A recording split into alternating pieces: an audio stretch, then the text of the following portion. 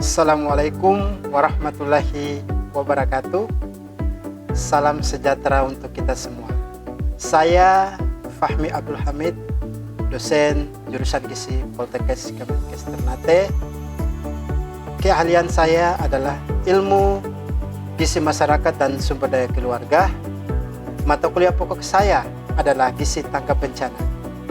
Bapak Ibu yang saya hormati, pada kesempatan ini saya di sini ingin menyampaikan kepada Bapak Ibu bahwa saya seorang dosen. Dosen memiliki tugas tridharma yang harus dilakukan secara berkesinambungan, yaitu pembelajaran, penelitian, dan pengabdian. Bahwa kegiatan itu harus ditunjang dengan kompetensi dosen itu sendiri, mulai dari pengetahuan, keahlian, keterampilan, dan kemampuan penggunaan teknologi. Pembelajaran menjadi salah satu komponen yang memiliki porsi terbesar di dalam tridharma. Oleh karena itu, saya akan menunjukkan kepada Bapak Ibu sekalian bahwa saya memiliki kompetensi itu untuk melakukan proses pembelajaran dengan baik dan efektif. Demi kelancaran proses pembelajaran itu, kita langsung saja. Saya akan memperagakan bagaimana cara belajar yang efektif dan efisien. Terima kasih. Mari kita menuju ke kelas. Salam.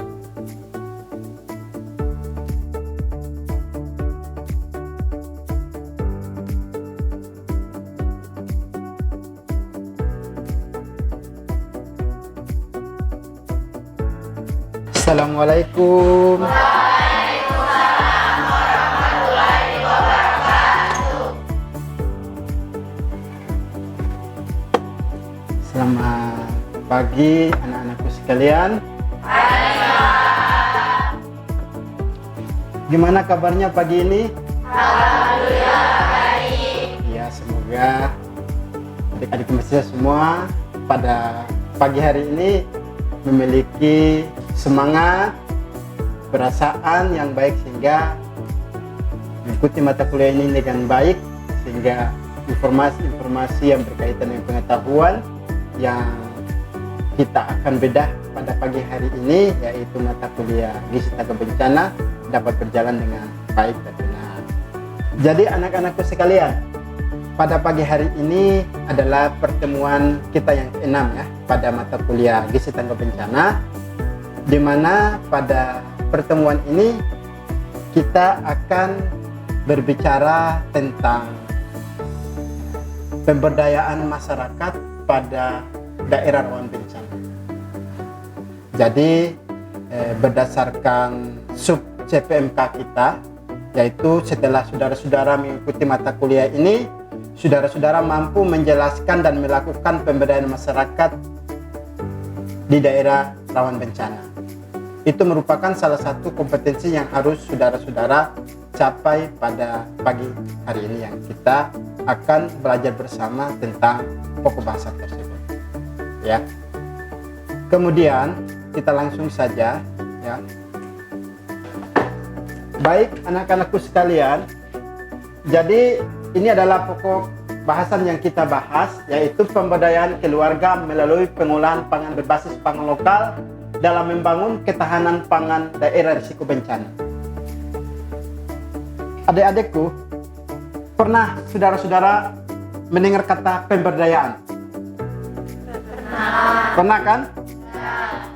Kira-kira kalau pemberdayaan di dalam mitigasi bencana itu apa ya?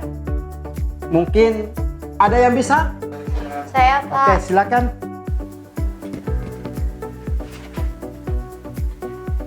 Menyiapkan masyarakat berada pada kemandirian, baik itu individu, keluarga, dan masyarakat, dan dalam mengambil tanggung jawab. Terima kasih Pak. Terima kasih atas jawaban yang diberikan. Benar bahwa kalau kita berbicara tentang pemberdayaan masyarakat di dalam keadaan bencana, itu bagaimana kita berupaya memberikan pemahaman kepada masyarakat atau keluarga atau individu yang berada di tempat itu untuk mengambil tanggung jawab, mempertahankan dirinya, menjaga dirinya, sehingga dia ketika terjadi bencana dia sudah siap secara mental, ya, secara ekonomi, secara sosial. Sehingga apa? Ketika terjadi bencana, maka masyarakat yang berada pada wilayah-wilayah tersebut dia tidak mengalami kepanikan karena dia sudah siap. Sehingga kalau terjadi bencana dalam waktu yang panjang, maka keluarga-keluarga tersebut tidak mengalami masalah rawan pangan, tidak mengalami masalah yang berhubungan dengan kesehatan dan masalah-masalah yang lain. Itu yang pertama. Kemudian yang kedua, orang-orang yang berada pada wilayah bencana, ya, di situ dia harus betul-betul siap secara psikologi, karena mereka berada pada titik-titik rawan bencana ini. Ketika mereka tidak siap pada saat tertentu, maka mereka akan mengalami risiko sangat besar terhadap keselamatan dirinya, keselamatan keluarganya, ya, atau mengalami kehilangan harta dan sebagainya. Itu adalah hal-hal yang dia alami ketika mereka tidak siap pada keadaan tertentu atau yang berada pada wilayah tertentu atau wilayah-wilayah yang terjadi rawan bencana. Nah, itu. Pada slide ini kita lihat di situ ada gambar yang warna kuning, warna hijau, dan warna merah. Ini merupakan potensi-potensi terjadi bencana yang sangat besar. Kita lihat saja di Maluku Utara. Ini Maluku Utara, ya. Kota Ternate itu merah semua, Halmahera merah. Ini menunjukkan bahwa kita berada pada wilayah-wilayah yang memiliki potensi bencana yang besar. Nah, kalau potensi bencana yang besar, maka masyarakat itu harus siap menghadapi bencana itu ketika terjadi dalam waktu tertentu. Kira-kira saya mau mengulas lagi pengetahuan adik-adik sekalian. Kira-kira kita belajar gizi tanggap bencana ini tujuannya untuk apa? Ada yang bisa? Silakan, Mbak, sebutkan nama. Baik Pak, saya akan menjawab pertanyaan dari Bapak. Tujuan daripada gizi tanggap bencana yaitu menyiapkan masyarakat di dalam dan menyediakan cadangan pangan pada situasi tertentu. Terima kasih atas jawabannya. Luar biasa, tepuk tangan dulu buat jawaban yang diberikan, ya. Jadi kita mempelajari tentang gizi tanggap bencana ini adalah bagaimana kita menyiapkan pada lingkup paling kecil itu adalah individu kita, dan paling agak luas sedikit adalah keluarga, untuk bagaimana dia menyiapkan keluarganya untuk tetap berada pada situasi survive atau mempertahankan diri atau keluarga pada situasi-situasi tertentu atau situasi-situasi gawat.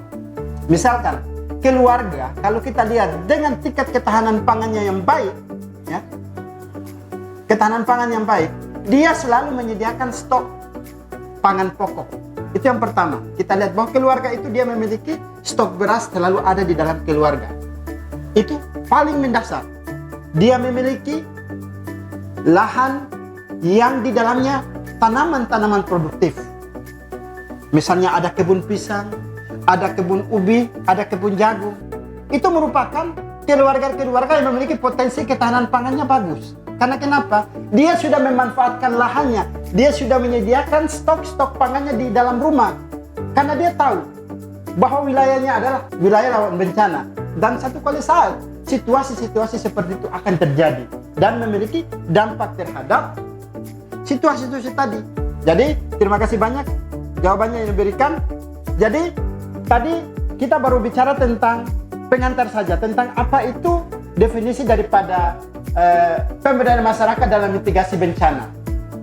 Bahwa pemberdayaan masyarakat dalam mitigasi bencana itu merupakan upaya fasilitasi proses individu, keluarga, dan masyarakat untuk mengambil tanggung jawab atas diri, keluarga, dan masyarakat dalam pengurangan risiko bencana serta mengembangkan kemampuan untuk berperan dalam upaya pengurangan risiko bencana bagi diri sendiri, keluarga, dan masyarakat. Jadi orang berupaya untuk bagaimana mengambil peran itu supaya apa? Mengamankan anggota keluarga kita, diri kita, masyarakat. Tujuannya apa? Memperkecil risiko terjadi korban jiwa. Itu. Kemudian yang kedua, pemberdayaan masyarakat dalam keadaan bencana. Ini sudah terjadi bencana. Kita mau ngapain? Nah, yaitu upaya untuk memberikan kemampuan dan kemandirian masyarakat dalam menghadapi bencana. Pemberdayaan masyarakat dalam penanggulangan bencana dilakukan dengan beberapa hal. Ada hal-hal yang harus perlu dilakukan. Itu. Maka yang pertama, orang harus apa? Menyelamatkan diri yang paling pertama. Kemudian yang kedua, kita akan menyiapkan apa? Menyiapkan kita punya kebutuhan. Kebutuhan diri kita, kebutuhan keluarga. Kalau ada yang jatuh korban, itu ditangani. Kita sebagai ahli gizi, apa yang kita lakukan? Ketika terjadi bencana, kita yang pertama, kita turun. Kita lihat yang pertama, kalau ada yang korban jiwa, ada petugasnya. PMI masuk, ya, tenaga medis masuk. Kemudian itu semua sudah ditangani, maka ahli gizi melakukan apa tindakan? Mendata semua berapa jumlah orang yang ada di situ, kelompok rawan ada berapa. Tujuannya apa? Melakukan perencanaan penyusunan kebutuhan sehingga pada saat melakukan pelayanan makan tidak ada masalah itu kekurangan atau makanan yang diberikan tidak sesuai dengan kebutuhan yang ada di lapangan pada saat itu. Ya, itu yang harus dilakukan. Gitu. Oke. Di sini kita berbicara tentang pemberdayaan masyarakat. Ya, pemberdayaan masyarakat itu pada umumnya terbagi menjadi 4. Yang pertama namanya participative action research. Ini apa? Di mana pemberdayaan ini harus selalu memenuhi kebutuhan dan penyelesaian masalah yang ada di tengah-tengah masyarakat. Di samping itu, PAR juga berorientasi pada pengembangan mobilisasi ilmu pengetahuan. Jadi kalau pendekatan ini, ya, kalau pendekatan PAR ini, orang hadir di dalam masyarakat, ya, kita yang pertama adalah bagaimana mentransformasikan orang punya pengetahuan kepada orang di sana. Kita hadir ke sana. Saudara-saudara ahli gizi, oh tiba-tiba terjadi bencana di atas, di ruang, kita turun. Oh kita lihat, oh ternyata banyak anak-anak yang mengalami gizi kurang. Nah, gizi kurang. Yang pertama kita lakukan itu adalah datangi ibunya, memberikan konseling, tanya kenapa sampai anaknya mengalami bencana gizi kurang ini, dari kapan? Tolong telusuri. Kita lihat, oh ternyata ini sudah lama. Maka kita akan memberikan pemahaman kepada ibu, oh ternyata ibu punya anak ini mengalami masalah, ibu harus memberikan pelayanan makan seperti ini, pola asuh makannya seperti ini, pola asuh kesehatannya seperti ini. Sehingga apa?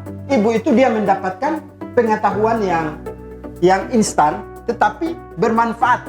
Dalam artian bahwa kita sebagai ahli gizi berupaya memberikan pemahaman kepada masyarakat itu tidak boleh terlalu panjang, pendek tapi padat.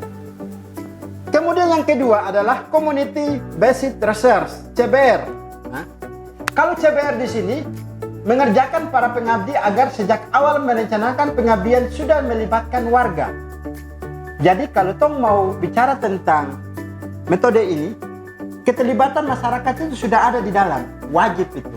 Nah, di mana paradigma CBR ini menekankan pentingnya community based atau basis masyarakat di semua langkah dan proses pengabdian berbasis riset. Jadi begini, masyarakat itu kita libatkan di dalam kita punya program tadi. Masyarakat itu yang pelaku utama di dalam kita punya kegiatan itu. Kemudian yang berikutnya adalah service learning. Ini dimaksud untuk mengintegrasi pembelajaran ke dalam kegiatan pengabdian masyarakat seperti layanan program kemitraan universitas dan masyarakat. Jadi kalau yang metode ini yang biasa kita buat. Kalian kan biasa turun PKL nanti kan? Nah, ini yang nanti kita buat. Kita buat di masyarakat. Kita datangi masyarakat, kita ambil data di masyarakat, kemudian setelah data itu kita dapat, kita olah data itu. Kemudian data itu diolah, dia akan menjadi sumber informasi.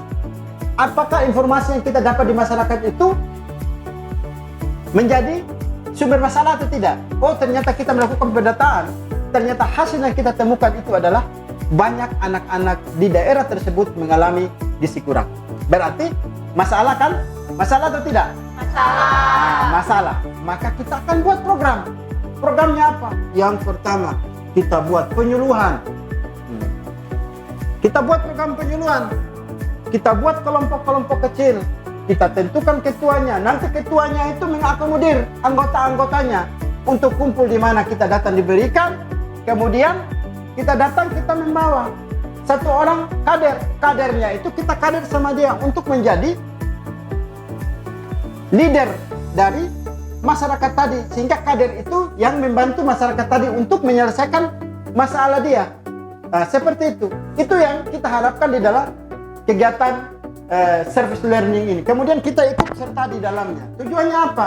Supaya program-program yang kita buat tadi, orang atau masyarakat yang tadi terlibat di dalam program kita, dia ikut berpartisipasi di dalam program kita, sehingga program kita itu kita berhasil. Dengan keberhasilan itu lahir daripada masyarakat itu sendiri. Paham ya? Paham. Oke. Kemudian yang keempat ini adalah metode Asset Based Community Development. Ya, dimana metode ini adalah dengan membalik paradigma yang tadi berbasis masalah, maka metode ini kita melakukan pengambilan berbasis kekuatan dan potensi masyarakat. Nah, ini yang keren. Jadi masyarakat punya masalah, ya, kita hadir, kita membantu masyarakat dengan memanfaatkan potensi yang ada di masyarakat tadi. Kemudian yang kedua, ternyata di situ anak-anak yang mengalami kurang gizi ini karena faktor ekonomi. Ternyata di situ banyak orang yang memiliki pekerjaan dan ada yang keluarga memiliki kelebihan ekonomi. Bisa kita manfaatkan keluarga itu sebagai donatur untuk membantu masyarakat yang tadi anak-anaknya mengalami masalah gizi. Oke, itu ada 4 ya, 4 metode pemberdayaan. Gitu. Orang sebagai ahli gizi harus mampu melakukan pemberdayaan. Pemberdayaan dengan cara yang mana? Nah, ini dia. Yang pertama, bahwa untuk memperkuat kita punya ketahanan pangan dan pemberdayaan keluarga dalam kesiagaan bencana, ya, itu yang pertama kita harus bangun di masyarakat dari sana dengan melakukan pemberdayaan masyarakat, yaitu sistem budidaya dan teknologi pengolahan. Jadi masyarakat itu yang memiliki lahan, kita ajak mereka untuk bercocok tanam di lingkungan-lingkungan yang dia tempati dengan tanaman-tanaman produktif. Jangan suruh tanam bunga, ya. Tanam pisang, tanam ubi, tanam jagung, ubi jalar, ya. Suruh mereka tanam. Supaya apa? Ketika terjadi bencana, ada stok makanan di situ. Itu yang pertama. Kemudian sistem cadangan pangan. Nah, ini yang paling penting. Cadangan pangan rumah tangga. Bahwa keluarga dengan tingkat ketahanan pangan yang baik, itu dia harus memiliki cadangan pangan rumah tangga, yaitu di rumah itu harus ada beras, ada sagu, kemudian harus ada sumber protein. Supaya apa? Ketika terjadi situasi darurat, kita sudah memiliki cadangan pangan di rumah tangga. Gitu. Kemudian yang berikutnya adalah sistem tanggap darurat dalam manajemen pangan ketika terjadi bencana. Yaitu kita mampu menyusun menu dan porsi, ya, dengan mempertimbangkan potensi yang ada. Tujuannya apa? Supaya pangan yang ada orang bisa kelola dia sampai datang bantuan dari luar untuk membantu kita, memberikan kontribusi kepada kita tentang bagaimana situasi-situasi yang darurat seperti itu, apa yang kita lakukan. Oke, berikutnya, apa yang perlu dilakukan rumah tangga daerah rawan bencana? Jadi, kalau kita berada pada daerah rawan bencana, yang harus kita lakukan, yang pertama, selalu tersedia cadangan bahan pangan sumber karbohidrat, yaitu beras, sagu, gula, dan indomie, dan lain-lain. Itu harus selalu ada di rumah. Yang kedua, selalu tersedia cadangan bahan pangan sumber protein. Harus ada ikan asin, ikan teri, ikan tore, dendeng, telur, ya, harus ada. Kemudian yang ketiga, makanan pendamping ASI cukup tersedia dengan ukuran 250 gram per paket. Harus selalu ada. Kalau misalnya di rumah ini ada anak bayi. Simpan makanan tersebut di tempat yang aman, tertutup, bebas dari air, serangga, dan buat dalam bentuk bunker kalau memang itu memungkinkan. Jadi harus diamankan, ya, tidak boleh. Jadi kalau menyimpan harus kedap air. Tujuannya jangan sampai banjir dan sebagainya, dia bisa basah dan rusak. Perlu melakukan pengecekan setiap saat 2 bulan harus diganti. 2 bulan wajib diganti. Cadangan pangan yang digunakan segera mungkin digantikan dengan yang baru. Selalu tersedia cadangan air minum atau air mineral setiap saat. Jadi air minum wajib ada di rumah. Itu. Kemudian yang terakhir, rumah tangga memanfaatkan pekarangan untuk tanam tanaman produktif, misalnya pisang, umbi-umbian, cabai, tomat, dan lain-lain. Nah, jadi ini merupakan salah satu yang harus kita sampaikan kepada masyarakat, bahwa kalau berada pada daerah rawan bencana, hal yang paling sederhana dilakukan adalah hal-hal ini. Tujuannya apa? Ini adalah stok ketahanan pangan keluarga dan keamanan masyarakat yang berada pada daerah-daerah rawan bencana. Sehingga apa? Mereka menyediakan ketersediaan stok pada waktu tertentu. Mereka tetap siap meskipun situasi dalam keadaan darurat. Itu adalah pokok bahasan yang hari ini kita bahas pada pagi yang berbahagia ini. Jadi sebelum Bapak menutup pertemuan kita pada pagi hari ini, mungkin ada pertanyaan yang tadi pada penjelasan Bapak ada yang hal-hal yang belum dipahami. Bapak memberikan waktu kurang lebih 5 menit untuk mengajukan pertanyaan. Disilakan. Yang pertama, siapa? Ya, silakan. Assalamualaikum warahmatullahi wabarakatuh. Perkenalkan, nama saya Siti Aulia. Di sini saya akan memberikan satu pertanyaan dengan bunyi pertanyaan. Mengapa kelompok resiko itu menjadi perhatian dalam penanganan gizi bencana? Terima kasih. Terima kasih atas pertanyaannya, sangat bagus. Bahwa kenapa kelompok risiko itu perlu menjadi perhatian. Kalau kelompok-kelompok itu kita biarkan, maka banyak sekali masalah yang muncul. Banyak sekali masalah yang muncul. Pada ibu hamil, ibu akan mengalami masalah anemia, ya. Sehingga kalau masalah anemia terganggu akibat daripada asupan makanan yang kurang, maka pertumbuhan janin itu akan terganggu. Berarti risikonya sudah 2 itu. Satu untuk ibunya, satu untuk janinnya. Nah, itu untuk ibu. Belum lagi ada balita. Jadi kelompok-kelompok ini harus diberikan pelayanan maksimal dalam keadaan darurat. Kita harus memberikan pelayanan minimal apa yang harus dia dapatkan, sehingga kita bisa menurunkan risiko-risiko yang ditimbul bukan akibat saja dari bencana tadi, korban jiwa, cedera dan sebagainya, tetapi risiko yang menunggu kita itu lebih besar, yang memiliki kontribusi terhadap kualitas sumber daya manusia kita. Gitu. Jadi itu harus ditangani, ya. Itu yang harus dilakukan. Kalau misalnya kita tidak ditangani, maka akan menyebabkan risiko yang lebih besar. Sehingga dia harus dilakukan pelayanan minimal, sehingga hak-hak dia sebagai ibu hamil, hak-hak sebagai anak balita, hak-hak sebagai lansia, hak-hak sebagai penyandang cacat, dia mendapatkan hak dia sesuai dengan apa yang dia peroleh dengan standar pelayanan minimal. Terima kasih atas pertanyaan. Kemudian yang kedua ada? Silakan. Ya, silakan. Baik, Assalamualaikum warahmatullahi wabarakatuh. Waalaikumsalam warahmatullahi wabarakatuh. Terima kasih atas kesempatan yang telah diberikan kepada saya. Perkenalkan, nama saya Fadilah Hajusen. Di sini saya mau bertanya dengan bunyi pertanyaan, bagaimana ciri-ciri masyarakat yang memiliki ketahanan pangan keluarga yang baik pada rawan bencana? Terima kasih. Terima kasih, pertanyaannya luar biasa. Jadi para mahasiswa yang saya banggakan, bahwa ciri dari suatu keluarga yang memiliki ketahanan pangan yang baik, itu yang pertama kita lihat adalah bahwa keluarga itu dia memiliki stok bahan pangan utama kita, yaitu bahan pangan yang paling banyak kita makan adalah beras. Itu pangan pokoknya. Jadi keluarga itu kalau setiap saat dia punya ketersediaan itu selalu kontinu, tidak ada habis-habis, selalu disediakan, maka keluarga itu memiliki salah satu cadangan pangan yang baik. Kemudian yang kedua, keluarga itu dia memiliki lahan, di mana lahan-lahan yang di sekitar rumahnya dimanfaatkan untuk menanam tanaman produktif, tanam pisang, tanam kasbi dan sebagainya. Berarti keluarga itu dia memiliki ketahanan pangan yang baik. Karena kenapa?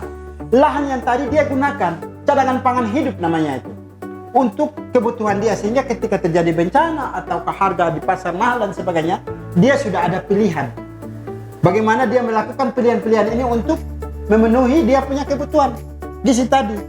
Misalnya, oh dia berasnya kurang tapi ada ubi, maka dia ambil ubi makan untuk mengganti sebagai pangan pokok kan. Nah, kemudian yang kedua, dia memiliki cadangan protein di situ. Misalnya begini, dia dekat di laut, setiap saat ada ikan asinnya, ada ikan terinya.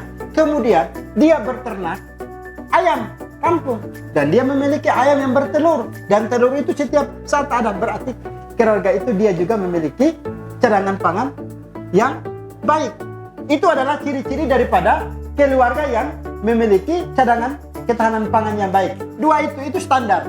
Kalau itu sudah ada, kita tidak perlu bicara tentang harus ada buah dan sebagainya. Ini kita berbicara pada standar ketahanan pangan situasi pada daerah-daerah risiko terjadi bencana. Ya, jadi itu ya, dia harus punya memiliki cadangan pangan pokok, baik itu dalam bentuk beras maupun dalam bentuk hidup, misalnya kasbi dan sebagainya. Oke, mungkin Bapak ingin sekali berdiskusi banyak kepada rekan-rekan mahasiswa semua, tetapi kita sudah masuk pada waktu di mata kuliah yang lain, ya kita tidak bisa mengambil waktu mereka karena itu sudah terjadwal. Maka kita akhiri pertemuan kita. Sebelum saya menutup pertemuan ini, saya ingin menyampaikan kepada saudara-saudara bahwa belajar itu tidak mengenal umur. Kita belajar, ya, yang bisa memisahkan kita dengan kita belajar hanyalah maut.